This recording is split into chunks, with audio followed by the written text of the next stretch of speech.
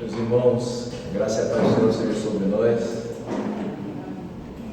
Quero agradecer a Deus pela oportunidade de poder estar aqui nessa noite. Agradecer ao pastor João pelo convite, pela confiança de mais uma vez ceder o púlpito da igreja que Deus o confiou para que a gente pudesse ministrar a sua palavra. E nessa noite estaremos trabalhando um texto que tive a oportunidade de ouvir e me inspirar na semana que passou, viajando com minha esposa, também numa igreja presbiteriana. Nós tivemos a primeira igreja presbiteriana de Curitiba, e escutei essa palavra e disse: é essa mesmo. É essa palavra que eu quero ministrar ao coração dos irmãos no próximo domingo. E é Filipenses 2, do 12 ao 18. É o texto que nós estaremos expondo nesta noite. Filipenses 2, versículo 12 até o versículo 18.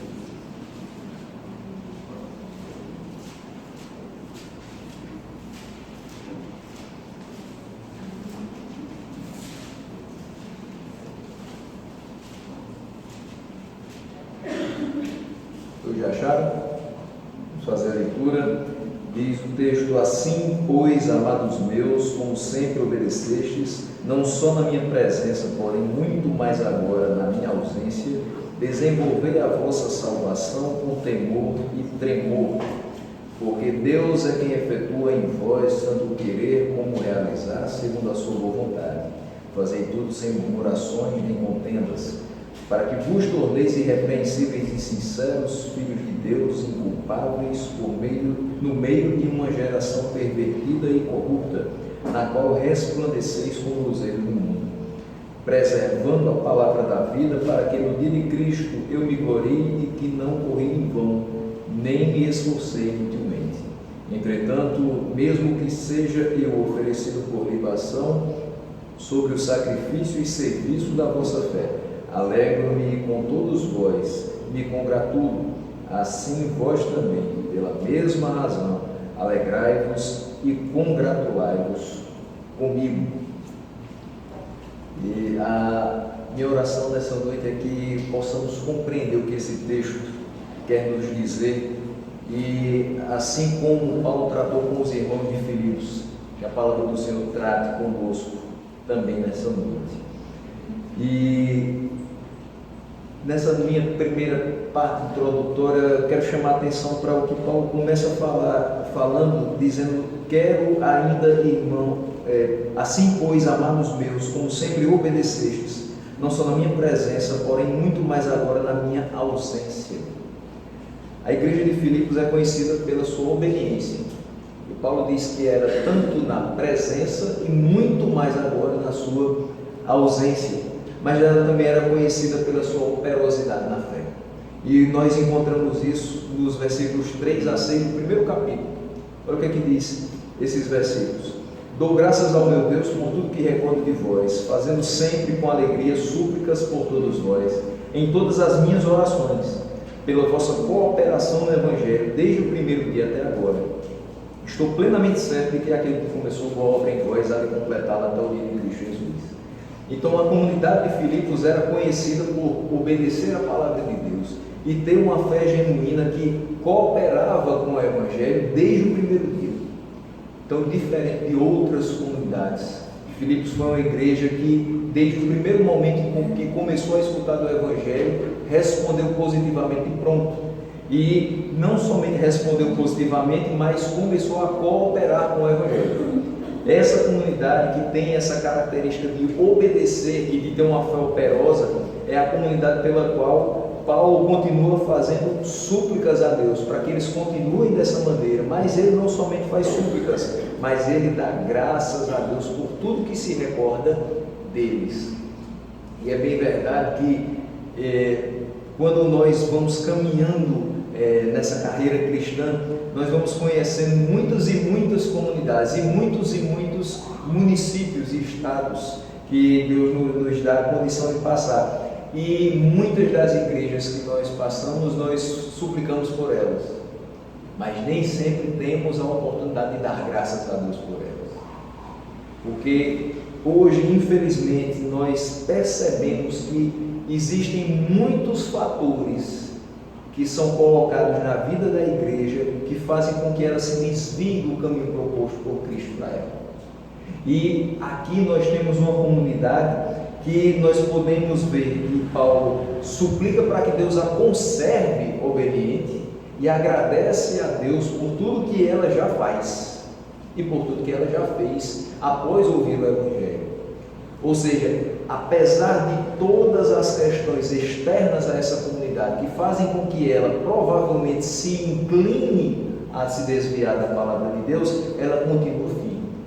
E assim, nós gostaríamos muito de ver que todas as nossas comunidades evangélicas, aquelas que se chamam pelo nome do Senhor Jesus, pudessem ser algo também do nosso agradecimento pelo que a gente tem visto de operosidade da fé e de obediência à palavra do Senhor. Se de fato nós obedecêssemos a palavra do Senhor como ela assim é, certamente teríamos menos percalços na caminhada cristã. Ela não é fácil, mas com Cristo e através da sua palavra nós teremos sim condições de passar pelos obstáculos que nos são impostos. E nesse trecho que nós vamos meditar nessa noite, 12 ao 18 do capítulo 2, Paulo vai retomar as suas exortações, convocando os crentes filipenses a viver como luzeiro num mundo tenebroso. Será que a nossa realidade é muito diferente da realidade dos filipenses? Será que o mundo em que vivemos é tão diferente e hoje está tão clareado que conseguimos ver a palavra de Deus sendo vivida de uma maneira muito vívida? Ou será que de fato o mundo jaz em trevas e precisamos ser diferenciais no mundo em que vivemos, para que as pessoas percebam e seja lançada sobre elas a luz do Evangelho? Essa reflexão que nós vamos fazer nessa noite, e eu quero iniciar os versículos 12 e 13, chamando a atenção para o fato de que nós fomos salvos, meus irmãos, para agir de fato em nome de Deus e ser conduzidos pelas suas mãos. Nós não fomos chamados para esperar simplesmente a vida eterna, mas fomos chamados para agir, para trabalhar e agir em nome de Deus. Mas agindo em nome de Deus, precisamos ser conduzidos pelas suas mãos e não pela nossa própria cabeça, pelo nosso próprio entendimento. É fato que aquela igreja era reconhecida por obedecer a palavra de Deus e as instruções de Paulo. É tanto que ele diz que as instruções dele eram obedecidas tanto na sua presença, porém muito mais agora na sua ausência, naquele momento. Isso me traz uma primeira aplicação para a vida da gente nessa noite, a partir dessa meditação. Nesse versículo 12, nós temos líderes espirituais terrenos. Paulo era o líder espiritual terreno dessa igreja de Filipos. E os nossos líderes espirituais terrenos podem não ver o que nós fazemos em algum momento. E eles de fato não veem. E nós podemos cair na tentação de ludibriá-los, buscando ser bondosos diante dos seus olhos, quando nós não somos longe deles. Ou seja, ser obedientes na presença aos nossos líderes, mas desobedientes na ausência. E Paulo chama a atenção porque esse povo era obediente nas duas situações. Esse povo não estava fazendo porque Paulo estava olhando. Esse povo não estava obedecendo porque Paulo havia mandado. Esse povo estava obedecendo porque a palavra de Deus assim ordenava que fosse feito. Então, Paulo exorta aquele povo a ser muito mais obediente na sua ausência. Por isso que ele diz, muito mais agora, na minha ausência. Sabe qual é o motivo dessa orientação de Paulo? Sabe qual é o motivo de sermos muito mais obedientes na ausência do que na presença? Porque esse povo, quando obedece às instruções paulinas, está acatando as ordens de Deus. Quando nós obedecemos à nossa liderança, nós estamos obedecendo a Deus que as constituiu. Então não estamos fazendo nenhum favor, nem para a nossa própria vida, nem para a liderança que está sobre nós. Estamos fazendo sim a vontade de Deus, que ordena que sejamos obedientes, que ordena que sigamos a sua palavra. Então Paulo era conduzido por Deus a ensinar esse povo, a exortar esse povo, a consolar esse povo. Quando esse povo ouvia a palavra de Deus através da boca de Paulo e seguia firme nessas orientações, não está fazendo outra coisa a não ser obedecer à vontade de Deus. Então, por isso, estando Paulo presente com eles e transmitindo de viva voz as orientações de Deus, ou apenas mandando através de cartas e na sua ausência, este povo deveria ser obediente. Qual a aplicação que eu faço na nossa vida? Devemos ser obedientes na presença dos nossos líderes espirituais e devemos ser obedientes na ausência deles.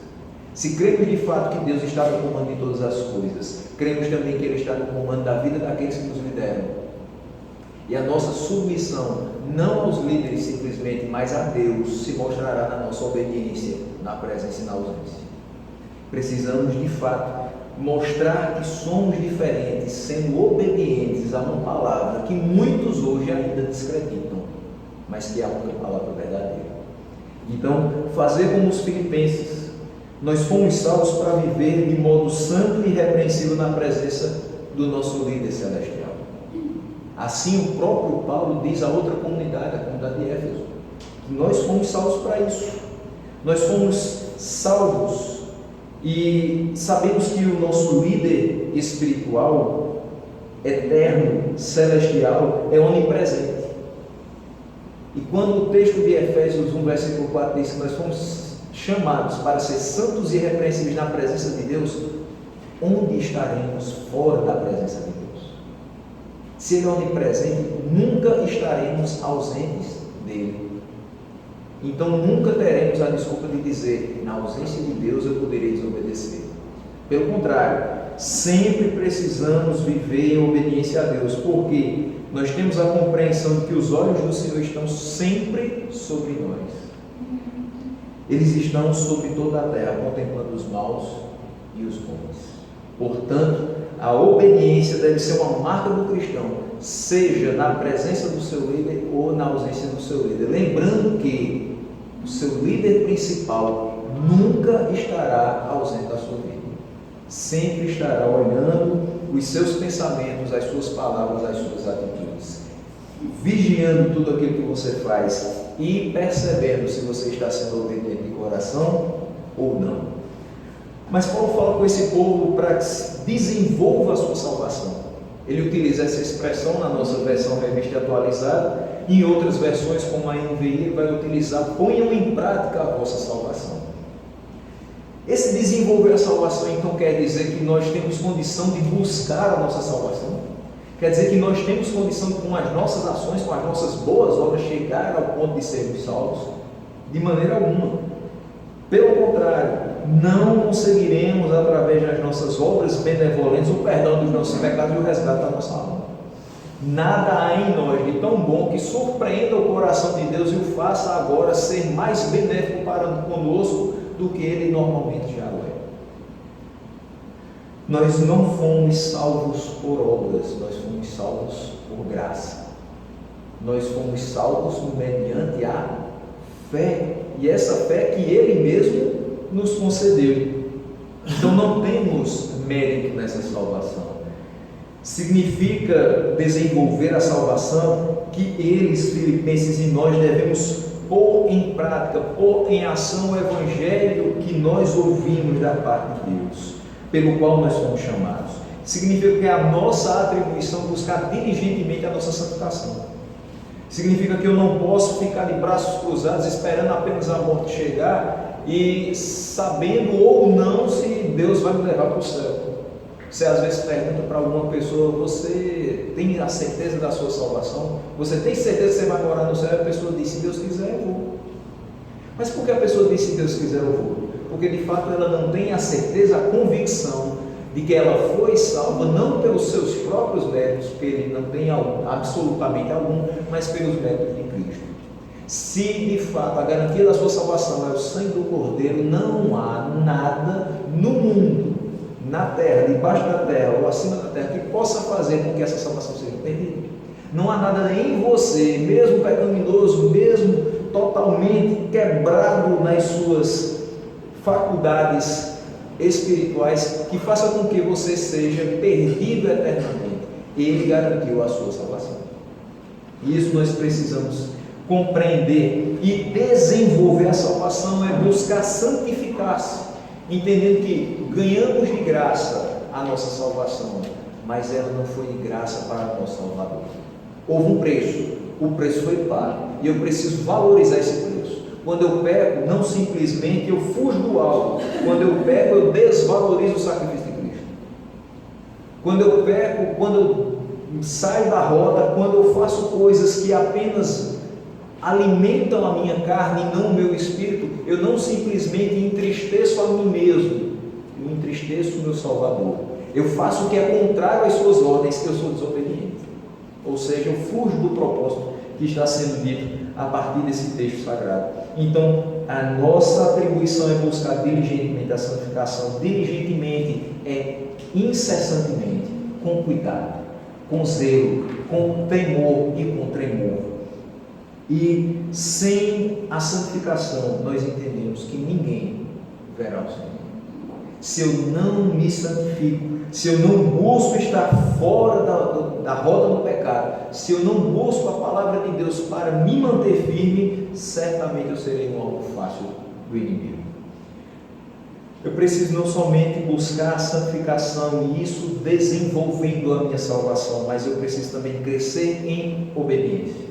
Então, desenvolver a salvação, como Paulo fala no versículo de número 12, é simplesmente buscar diligentemente a santificação e também buscar crescer em obediência. Você já obedece ao Senhor, busca obedecer ainda muito mais. Muitas vezes nós obedecemos ao nosso Pai terreno com muito peso no coração. Nós entendemos que Ele quer o melhor para nós, mas nem sempre o que Ele nos diz acaba com bem para nós. Às vezes Ele erra um pouquinho no cálculo, mas isso porque Ele é humano, Ele é falho. Mas mesmo assim Ele vai fazer tudo com a intenção de nos ajudar e de nos levar para o melhor caminho. Com o nosso Pai Celestial, Ele não é o cálculo, Ele não é o caminho. E tudo que Ele diz, de fato, concorrerá para o nosso bem. O próprio Paulo em Romanos 8:28 diz que Deus age em todas as coisas para o bem daqueles que o amam, dos que foram chamados segundo o seu propósito. Então, obedecer ao Senhor é entender que tudo o que Ele nos manda fazer é para o nosso bem. E isso sem peso no coração. Entendendo que Ele faz isso porque nos ama e nós, porque Ele nos amou primeiro, também o amamos. Obedecer crescentemente é obedecer em amor, porque obedecer sob o peso do terror é muito fácil. Você não obedece ao Senhor porque você tem medo de ir para o inferno. Você obedece ao Senhor pelo prazer de satisfazer aquele que te levou para o céu. Essa é a grande diferença. Nós não vamos obedecer ao Senhor porque estamos sendo guiados por uma teologia do medo. Nós vamos obedecer ao Senhor porque estamos sendo guiados por uma teologia de graça e misericórdia.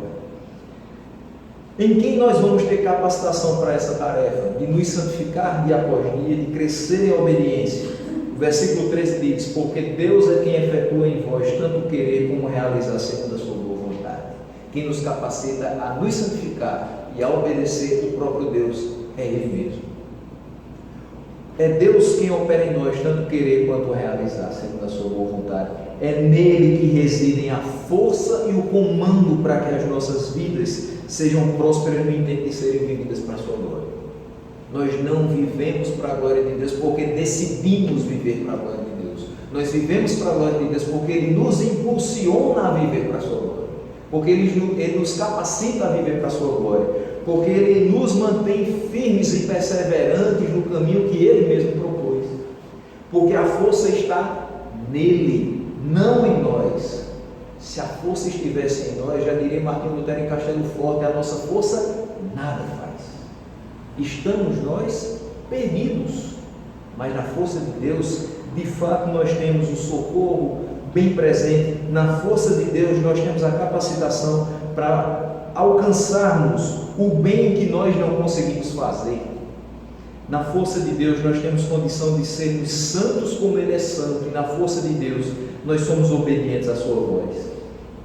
É Ele que nos motiva a trilhar o caminho proposto por Ele mesmo antes de tempos eternos, para que a gente possa, de fato, glorificar a Ele em todos os nossos passos.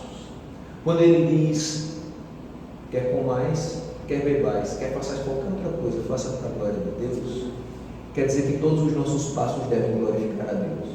O nosso caminhar, o nosso deitar, o nosso levantar, tudo o que fizermos sobre a face da terra deve ser voltado, direcionado para a glória de Deus. Como fazer isso se somos pessoas caídas, imperfeitas, pecaminosas? Na força de Deus, confiando em Deus. É Ele quem tem a vontade que é boa, agradável e perfeita, não nós. É Ele que tem a mente que projetou, que jamais pode ser frustrado. Jó entendeu isso. Bem sei que tudo podes e nenhum dos teus planos pode ser frustrado. Por quê? Porque os planos da vida de Jó, a partir do momento que Deus o entrega permissivamente a Satanás para que toque em todos os seus bens, menos na sua vida, todos os seus planos são frustrados. Ele perde tudo que tem. Mas diz a palavra que Jó em nenhum momento murmurou, blasfemou, pecou contra o Senhor. Por conta disso, de ser obediente, de confiar no Senhor e na força do seu poder, Jó, orando pelos seus amigos, teve a sua sorte mudada e teve de volta tudo aquilo que um dia perderam. Então nós entendemos que a vontade do Senhor é a que deve ser prevalecente na nossa vida. Desenvolver a salvação e entender que a vontade do Senhor tem que ser vivida todos os dias, de forma cabal nas nossas vidas. E entender que aquilo que Deus coloca no nosso coração para ser vivido é o que perfeitamente será realizado. Eu posso projetar daqui a 5, 10, 15 anos, e isso não tem problema algum em si, mas eu sei se eu vou estar vivo amanhã. A nossa vida é como uma palha que o vento dispersa, mas se estamos no Senhor, por mais que só vivamos mais um dia, temos a certeza de toda uma eternidade. É Ele que opera em nós o desejar a sua vontade. Será que a vontade que nós tínhamos no nosso coração era de servir a Ele? Desde quando pequeninos nós pensávamos, um dia eu quero ser um crente muito fervoroso. Será que estava muito ardente no nosso coração? Ou será que a gente gostaria de passar toda a vida desfrutando das coisas boas da vida, das coisas boas da terra? Mas diz a palavra que se nós ouvirmos a voz de Deus e obedecermos as palavras que hoje Ele nos ordena, nós desfrutaremos sim do melhor dessa terra. Mas se ouvirmos e obedecermos. Por isso a importância de Paulo dizer que esse povo de Filipos, e hoje entendemos que nós também devemos ser obedientes ao Senhor de forma crescente, cada dia mais obedientes. É Ele quem opera em nós o desejar a sua vontade. Nós não queríamos a vontade de Deus. É ilusório dizer, tem tanta gente que queria estar aqui hoje. Será que realmente tem muita gente que queria estar aqui hoje conosco, desfrutando da palavra de Deus, comungando do mesmo objetivo de adorar a Deus, com o mesmo intuito de fazer o conhecido, engrandecido, glorificado? Não, eu tenho certeza que muitas e muitas pessoas não gostariam de estar aqui hoje. Por quê? Porque o seu coração não está voltado para as coisas de Deus, o seu coração está voltado para as coisas do mundo. E assim seríamos nós, se Ele não tivesse nos atraído pela pregação do Evangelho. Nós não desejaríamos se não fosse Ele operando em nós o desejar a sua vontade. Mas não somente desejar, cumprir a sua vontade. Jonas não desejava ir a Nínive, não desejava cumprir a missão que o Senhor colocara na sua vida, mas ele teve que fazer. É o desejar e o cumprir a sua vontade. Somente Deus é quem opera em nós. Mas isso não de forma que nós sejamos reconhecidos. Não é para que as pessoas olhem para a gente e digam assim, olha que crente maravilhoso, ele faz a vontade de Deus. Não, é para que as pessoas reconheçam que o nome de Deus está acima de todo nome. que Ele é de fato todo-poderoso, que Ele governa não só todas as instâncias dessa terra, mas inclusive o meu e o seu coração. Nos versículos 14 a 16, nós vamos ver que nós fomos entregues nas mãos de Deus para sermos luzeiros no mundo tenebroso. E só podemos ser luzeiros no mundo tenebroso se estivermos de fato entregues nas suas mãos.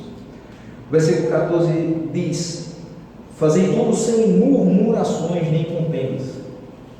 Como seremos bênção nas mãos de Deus?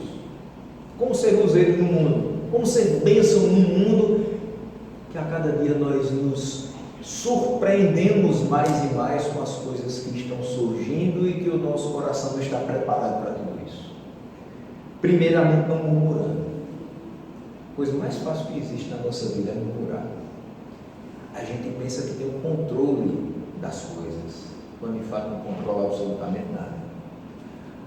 Você tem um imprevisto ao sair de casa para o trabalho, pneu fura. Você agora começa a murmurar, porque acha que as coisas começaram a sair do seu controle. Você procura uma oficina mecânica, são 6:30 da manhã, nenhuma está aberta. Você começa a murmurar de novo, porque as coisas continuam fora do seu controle. Você tenta ligar para a seguradora do seu carro para vir resolver alguma coisa, o telefone não atende. Você diz: tudo bem, eu vou ligar para alguma pessoa, ficar com o meu carro e eu vou agora a pé, ou de ônibus, ou de táxi para o meu trabalho. Chega no seu trabalho, decidiram que é ponto facultativo. De última hora, foi dito: hoje vai ficar fechado. Você volta para casa, e todas as pessoas saíram. E você agora está sozinho, precisando fazer a sua própria refeição, porque não tem nada pronto. Você diz: então eu vou buscar alguma coisa para fazer. Sei, tentar marcar um médico, alguma coisa. E nada continua dando certo. E você murmura e murmura e murmura, e no final das contas você diz: eu não tenho controle das coisas. Eu não consegui planejar e executar nada hoje, nada deu certo. Sim, é assim que é a nossa vida, se não estiver na vontade do Senhor. Se a nossa vontade não estiver coadunada com a vontade do Senhor, nada é realizado. Você pode ter projetado muito bem, o seu plano pode ser o mais bem arquitetado desse mundo, mas se não for da vontade de Deus, não sai do papel. Não adianta. E os imprevistos desse mundo não podem te fazer murmurar contra o Senhor, porque quem fez o plano errado não foi ele, foi você. Então, para ser bênção nas mãos de Deus e desfrutar da certeza do seu plano, primeiramente vamos parar de murmurar. E aqui vem a minha segunda aplicação dessa noite. Se nós desejamos que as nossas vidas sejam abençoadas por Deus, nós temos que deixar de murmurar com relação aos seus propósitos. Mas Senhor, eu queria isso. Mas Senhor, eu queria ir para tal lugar. Mas Senhor, eu desejei isso tantos e tantos anos. Você perguntou se é a vontade dele? Você perguntou se isso glorifica a Ele? Você perguntou se isso vai fazer bem para o seu coração e para a vida da sua família? Você buscou as respostas para as suas perguntas observando Deus ou observando o seu coração? O que você esperava de resposta era: isso vai ser bom para você? Ou o que você esperava de resposta é: isso vai glorificar a Deus? Nós precisamos deixar de murmurar com relação aos propósitos de Deus e entender que o caminho dele é perfeito. Eu posso não querer ir para determinado lugar, eu posso não querer passar por determinadas circunstâncias, mas no final das contas, tudo concorrerá para o meu bem e tudo concorrerá para a glória de Deus, se eu seguir o caminho que eu propus. Eu preciso confiar que Ele tem todo o poder. Parece que às vezes a gente não tem confiança em Deus. As pessoas deixam de viajar num mês como esse de janeiro, porque, não vou deixar a casa sozinha. Parece até com uma pessoa. E por que você não vai deixar a casa sozinha? Porque podem entrar e podem roubar. Como aconteceu até essa semana aqui, entraram e roubaram, até depois pegaram o ladrão, cheio de coisas da casa. Se eu não tenho confiança no Deus que eu sirvo para guardar a minha casa, que dirá a minha vida? A minha casa estava parada. E ela pode ser, sim, alvo de bandidos. Mas a minha vida está em movimento, em constante movimento. E eu posso ser alvo de muito mais coisa. Eu estou preocupado com a casa, mas eu não estou preocupado com a minha vida, que eternamente pode estar perdida se eu não estiver nos caminhos do Senhor. Eu preciso confiar no poder de Deus e dizer, eu vou. Sabe por quê? Quem guarda a minha casa não é a empresa de segurança eletrônica, é Deus. Quem guarda a minha vida é Deus. Não é o seguro de vida que eu fiz, não é o plano de saúde que eu assinei. É Deus quem guarda a minha casa, a minha vida, a minha família. Tudo o que há em mim precisa ser voltado para Deus, que é quem me guarda, quem cuida de mim. Se algo não saiu do jeito que nós queríamos, meus irmãos, é porque não estava de acordo com a vontade de Deus. Tenha essa certeza. Mas eu planejei, queria que tivesse saído desse jeito. Saiu diferente. Por que saiu diferente? Porque a sua vontade agora deu espaço para a vontade de Deus. Ela prevalece. Só acontece do jeito que Deus quer. Nós não temos o controle de nada. É Ele quem efetua tanto o querer quanto o realizar. Então descanse no Senhor. Não murmure. Entenda os caminhos do Senhor. Busque compreender o que Ele quer da sua vida. E se você quer saber qual é a vontade de Deus para a sua vida, abra a sua Bíblia e medite nela de noite. Paulo também diz que nada pode ser feito com contendas. Ele diz, fazer tudo sem murmurações nem contendas. Eu entendo que as contendas trazem divisão, trazem desentendimento, trazem afastamento de pessoas, esfriamento, decepção. Portanto, tudo que nós fizermos dentro e fora da igreja, coloquemos as contendas de lado. Tudo o que nós projetarmos para a nossa vida, para a vida da igreja, para a vida da nossa família, devemos deixar todas as diferenças de lado. Nosso Deus é Deus de paz e não de guerra. Devemos entender isso. Ele deseja ver-nos unidos e fortalecidos pela exposição e pela prática da sua palavra. Deixando as murmurações e contendas, vai acontecer o que o versículo 15 nos mostra. Por que deixar de murmurar e de contender com os nossos irmãos? Para que vos torneis irrepreensíveis e sinceros, filhos de Deus inculpáveis no meio de uma geração pervertida e corrupta, na qual resplandeceis como luzeiros no mundo. Então, deixando as murmurações e contendas, nós vamos ser encontrados por eles sinceros, irrepreensíveis no meio de uma geração pervertida e corrupta, na qual nós devemos resplandecer como luzeiros no mundo. Meus irmãos, faz um bom tempo que eu venho me surpreendendo com a velocidade da mudança da nossa sociedade, dos conceitos da nossa sociedade, da forma de vida da nossa sociedade, mas não é só na nossa. Se você sai de Campina Grande e vai para João Pessoa, você já percebe alguma diferença. Se você vai para Pernambuco, você já percebe outra diferença. Se você vai mais para longe, você percebe outras diferenças que, de fato, como eu disse, o nosso coração está preparado, porque a gente olha para a palavra de Deus e a gente espera alguma coisa desse mundo. Mas esse mundo que jaz no maligno e que não observa a palavra de Deus, nos surpreende com a vileza do seu coração, com a pecaminosidade das suas práticas. E, de fato, nós olhamos para uma geração pervertida e corrupta. Eu espero que os nossos olhos não contemplem o que vai ser feito no próximo mês, em cidades como Rio de Janeiro e São Paulo, em outras principalmente, mas que os nossos olhos passem longe do que os festejos carnavalescos promovem. É ali que a gente vê a degradação humana durante todo o ano.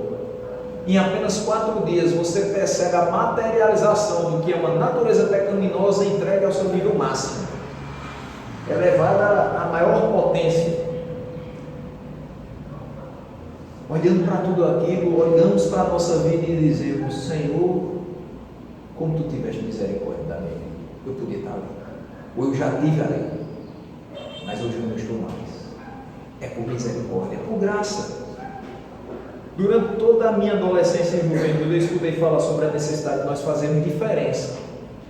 E é sobre isso que Paulo está falando aqui. Sermos os luzeiros de um mundo tenebroso, uma geração pervertida, corrupta, entregue às suas paixões infames, nós devemos ser luzeiros nesse mundo. Eu ainda percebo a precariedade de alguns dos nossos esforços em ser diferença nessa vida. A gente ainda precisa caminhar muito mais. Como diriam algumas pessoas, a gente ainda precisa comer muito arroz e feijão, para chegar ainda numa estatura de varão perfeito. A gente ainda precisa caminhar muito mais para perceber que os nossos esforços de fato estão sendo na direção de sermos luzeiros nesse mundo. Nós não queremos a paz que esse mundo dá. Nós buscamos a paz que Deus nos dá. Temos feito isso, temos buscado paz apenas na palavra do Senhor, descansando na sua provisão e na sua providência. Nós não queremos o amor que esse mundo prega e vive, um amor liberal, libertino, um amor que não é amor, porque o amor não encobre os erros.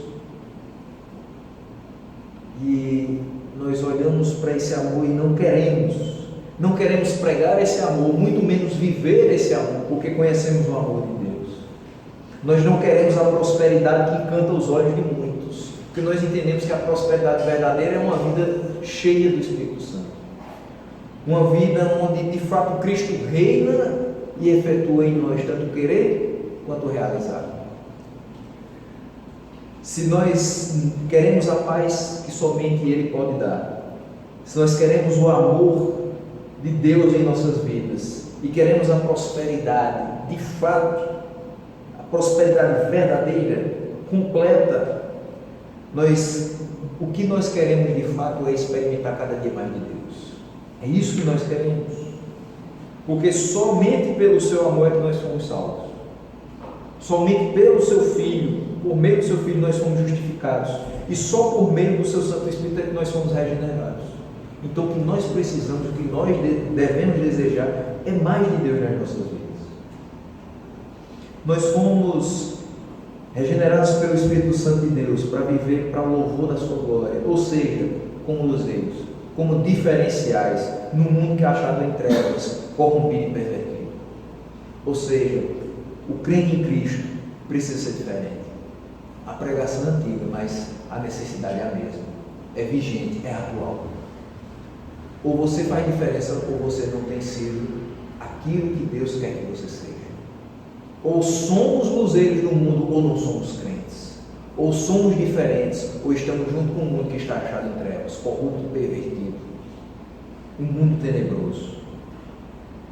Então, minha terceira aplicação é que nós somos chamados a fazer diferença nesse mundo. Há muitos que habitam em densas trevas. Não precisa ir muito longe, você conhece uma pessoa que é assim. Talvez você tenha na sua família uma pessoa que está em trevas profundas e que você ora há anos dizendo: Senhor, entra com salvação na minha casa, transforma a vida daquela pessoa. Ela não compreende o caminho de perdição que ela está trilhando. Senhor, abre os olhos dela. Se nós somos luzeiros nesse mundo, nós devemos apontar a essas pessoas que habitam em densas trevas a luz verdadeira que as fará enxergar o que os seus olhos pervertidos e corruptos ainda não conseguem ver. A palavra de Deus é lâmpada para os nossos pés e luz para o nosso caminho. Para sermos luzeiros no mundo, temos que seguir a palavra de Deus. É justamente isso que Paulo vai nos informar no versículo a seguir, versículo 16, quando ele diz: na qual respondeceis como luzeiros do mundo, preservando a palavra da vida, para que no dia de Cristo eu me glorie de que não corri em vão, nem me esforcei inutilmente. Irmãos, em tempos de aflição, de perseguição, de incertezas, de enormes desafios, nós precisamos guardar essa palavra no nosso coração para não pecar contra o Senhor. A gente escuta de tudo, a gente vê de tudo, mas uma coisa precisa ser guardada no nosso coração: a palavra verdadeira. Muitos falam em nome de Jesus, muitos proclamam Jesus, mas nem todos vivem a palavra dele, nem todos vivem os ensinamentos dele. Mas se queremos ser luzeiros no mundo, precisamos fazer isso. Então, guardar a palavra no nosso coração é fundamental. Viver segundo o que ela preceitua, nós sabemos que ela é completamente verdadeira. O que está na sua mão, nesse exato momento, não contém a palavra de Deus. É, de fato, a palavra de Deus. Completa. Revelação final, completa e perfeita de Deus para nós. Então precisamos viver segundo ela. Preservar a palavra da vida para que quando Cristo voltar nós possamos perceber que nós não vivemos em vão. Nós fomos chamados para pregar. A nossa pregação não é não. Se uma pessoa, simplesmente escutar o sermão que ora nós pregamos e compreender o que essa palavra diz a respeito da sua vida, já valeu a pena. Paulo entendia que a vida correta e coerente com a palavra de Deus dos filipenses seria um atestado de que os seus esforços evangelísticos não tinham sido em vão. Meus irmãos, se vocês viverem obedientes ao Senhor, se vocês forem como luzeiros no mundo pervertido, corrupto, tenebroso, se vocês crescerem em santidade, eu vou entender que eu não corri em vão. Da mesma forma nós dizemos hoje, se de fato nós caminharmos em santidade e em obediência crescente ao Senhor, aqueles que nos lideraram, que nos evangelizaram, entenderão que a vida deles não foi em vão. Se aqueles que nós evangelizamos, discipulamos, pastoreamos, também viverem da mesma forma, nós vamos perceber que a nossa vida não foi em vão. Nós perceberemos que de fato os nossos esforços chegaram a bom termo, entendendo que Deus foi glorificado em cada uma das palavras que nós pronunciamos. O nosso esforço hoje não é inútil. Se cada vez que nós abrimos a boca, uma pessoa se render aos pés do Senhor, teremos a certeza de que Ele foi plenamente glorificado e nós não fomos inúteis nessa terra. Nós precisamos viver nesse mundo para espalhar a luz de Cristo e informar as pessoas que só Ele salva. Nada mais. Ninguém terá o poder de salvar qualquer pessoa que seja, por mais influente que seja. A nossa vida só terá valor se de fato for vivida para espalhar a luz de Cristo e informar pessoas. Só Jesus Cristo salva. Só Ele é Senhor. Só Ele merece adoração e toda honra e todo louvor. E por último, meus irmãos, nos versículos 17 e 18, Paulo nos mostra que o sacrifício pode ser necessário, mas em tudo nós devemos ser obedientes ao Senhor, porque é certo que valerá a pena. O versículo 17 nos diz: entretanto, mesmo que eu seja oferecido por libação, sobre o sacrifício e serviço da vossa fé, alegro-me e com todos vós me congratulo. Assim vós também, pela mesma razão, alegrai-vos e congratulai-vos comigo. Paulo faz referência ao seu aprisionamento e possível martírio. Quem pregava a palavra de Deus nessa época de Paulo, muito provavelmente estava assinando um atestado de óbito. No caso dele, ele foi preso inúmeras vezes. Só em Roma 2 vezes. Uma vez prisão domiciliar, na outra martírio que lhe custou a vida. E de fato nós observamos que ele não tinha como valorosa a manutenção da sua vida se Cristo não fosse pregado. Ele entendia que de fato o viver é Cristo e o morrer é lucro. E ele prova isso com toda a sua vida, com toda a sua pregação, mas ele não queria ter esse sentimento sozinho. Ele queria que outros também tivessem o mesmo sentimento, que outros também pudessem fazer a mesma coisa pela causa do Senhor. Então, ele utiliza essa linguagem do Antigo Testamento, uma oferta de libação, uma oferta líquida, juntamente com o sacrifício daqueles irmãos, em obediência ao Senhor. Ele está disposto a morrer ou a ser derramado como essa oferta, em conexão com o sacrifício e com o serviço daqueles irmãos que eles estavam sendo chamados a fazer. Ele desejava se doar ao máximo ao povo de Deus. Isso lhe seria motivo de alegria e congratulação. Ele chama os filipenses a isso, e nós precisamos ser chamados dia após dia a fazer a mesma coisa. A nossa vida precisa servir aos propósitos de Deus e não aos nossos interesses. A nossa vida precisa servir para o engrandecimento do reino de Deus e não da nossa causa a nossa vida precisa servir para que Deus seja glorificado e não para que nós sejamos conhecidos. Que Ele cresça e eu diminua. Da mesma forma, ele exorta aos filipenses que assim pensem, que a fé genuína, operante e ativa deles tivesse resultados que mostrassem que no final das contas eles não trabalharam em vão. Tudo que eles fizeram foi para Deus, para que o nome de Deus fosse reconhecido, para que o nome de Deus fosse adorado pelos séculos dos séculos. E aqui eu concluo com a minha quarta e última aplicação. Meus irmãos, estejamos alegres por tudo que Deus tem feito por nós. Entendamos que aquele que opera em nós, tanto querer quanto realizar, tem feito coisas maravilhosas. Você hoje pode até não perceber, podem passar despercebidas aos seus olhos, mas no final de toda a sua vida você vai perceber o quanto de livramento você teve, o quanto de bênçãos Ele trouxe às suas mãos, o quanto que Ele fez na transformação da vida das pessoas que você tanto ama e que gostaria de que estivessem na eternidade com você. Tudo que Deus tem feito, tudo que tem chegado às nossas mãos, tantas bênçãos recebidas, nós devemos estar alegres com tudo isso. Que o seu poder, providência e provisão sobre nós seja suficiente motivação para fazer tudo para que a nossa vida seja usada para o seu engrandecimento. Às vezes escuto pessoas dizendo: eu não fiz determinada coisa porque eu não estava motivado para fazer. Eu não trabalho na igreja porque eu não tenho motivação para trabalhar. Eu não me dou mais à causa de Cristo porque o que eu ganho por isso? Além de aborrecimentos, xingamentos das pessoas que não compreendem, que não querem me ouvir, você ganhará a aprovação do Senhor. E você estará engrandecendo aquele que lhe chamou para fazer exatamente isso. Não esperando resultados, mas buscando simplesmente fazer a sua vontade. A nossa recompensa pode não ser aqui, e de fato não é aqui. Mas nós devemos fazer a vontade de Deus. A nossa única e suficiente motivação é entender que em nós Ele habita e cuida dos nossos mínimos detalhes. Se a nossa vida não for útil para que outras pessoas conheçam a Deus e o sirvam com interesse de coração, ela precisa ser revista urgentemente. Se a nossa vida não está sendo utilizada por Deus para a glória dEle, é porque a gente não está sendo obediente suficientemente.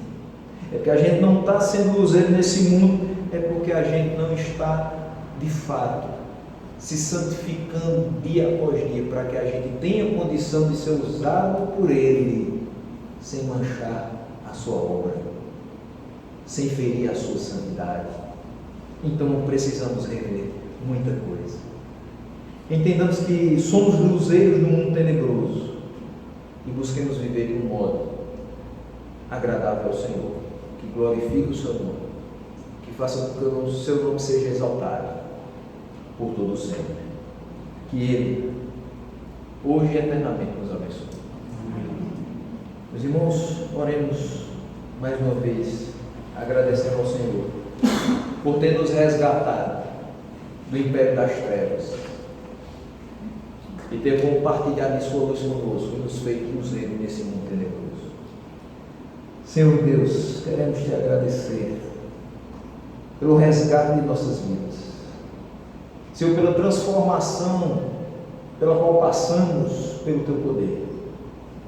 Quem éramos e quem somos é obra tua. E por isso te pedimos cada dia mais capacitação para ser exatamente aquilo que tu desejas que nós sejamos. Aquilo que o Senhor requer de nós. Que possamos fazer a tua vontade. Ser cada dia mais obedientes. Que possamos a cada dia buscar mais a nossa santificação. Que possamos ser luzeiros nesse mundo tenebroso. Para isso dependemos de ti. Seja conosco, seja gracioso para conosco, seja nosso guia, seja nossa força, Seja sempre, Senhor, o nosso protetor no mundo que jaz em trevas, mas que a tua luz brilhe em nós e que possamos brilhar juntamente contigo, para que outros vejam o caminho que devem trilhar. Senhor, que sejamos instrumentos nas tuas mãos. Assim te oramos, agradecidos no nome de Jesus. Amém.